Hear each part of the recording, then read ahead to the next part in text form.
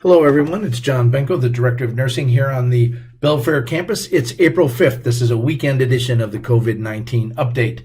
It was a nice day out there today. I'm hoping you all had a chance to go outside. I was on campus. I saw a few folks walking around. And before I went anywhere today, I took my temperature. It was 98.5 degrees Fahrenheit. I want to remind all of you that that is a good measure of whether or not you're feeling well enough to go to work. So if you have a temperature above 100 degrees Fahrenheit or any symptoms of any illness, follow your call-off protocol and report to your supervisor. Do not come to work. While I was on campus, I spoke with the nurses, all of our clients who we check twice a day for temperatures, as well as any other symptoms, and they have none symptoms of the COVID-19 virus. Some things in the news today. We did see that there's some new news out from the CDC talking about cloth masks and covering your face while you're in public. We do remember that this is a droplet precaution, and so we want to make sure that we're using good cough and sneeze etiquette. We could cover our mouths, right, with anything. They're recommending a cloth mask, so that's one way of looking at a good way to help each other stay healthy. We know that some folks may be asymptomatic. We don't want them spreading the disease as well as those who are symptomatic. We do want to remember that the cloth masks are not surgical masks, and they're not that N95 mask. We need to continue to conserve these for the first responders and those folks in hospital. We're going to face a surge, and we're going to need that equipment for folks who are taking care of some very ill people. We want to look at the numbers. The numbers continue to climb a little bit in Ohio, but we're doing a little bit better. We know that we're stretching some things out. There's some projections out there for what they're worth. We look at the projections, and if we look at our peak somewhere around April 19th, we looked at flattening the curve so far seems to have helped. We've been able to get closer to what our means are for what our needs will be, and I think that's going to be very important.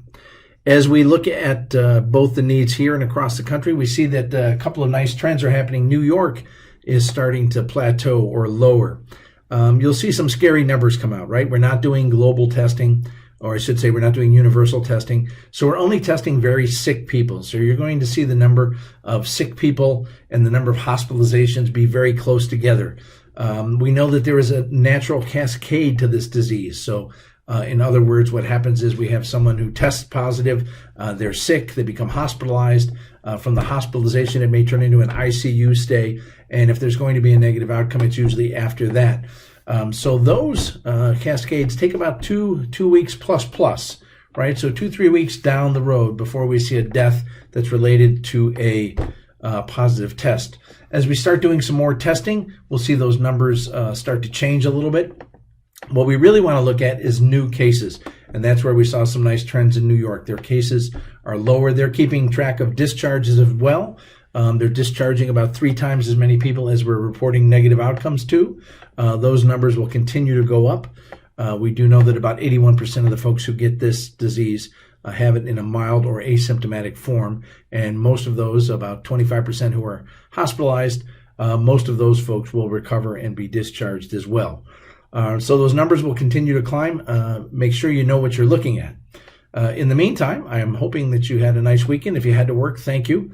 We're all part of the essential work that we do here at Belfair and all of our affiliates, and we want to make sure that you're staying healthy so that we can keep doing that work. If there's any questions or if I can help you with anything, please drop me an email. I want to remind you that if you're having any problems with stress or anything else along those lines and you need to reach out to the Employee Assistance Program, please do so by contacting HR, your supervisor, or again, email me at bankoj@wingspancg.org.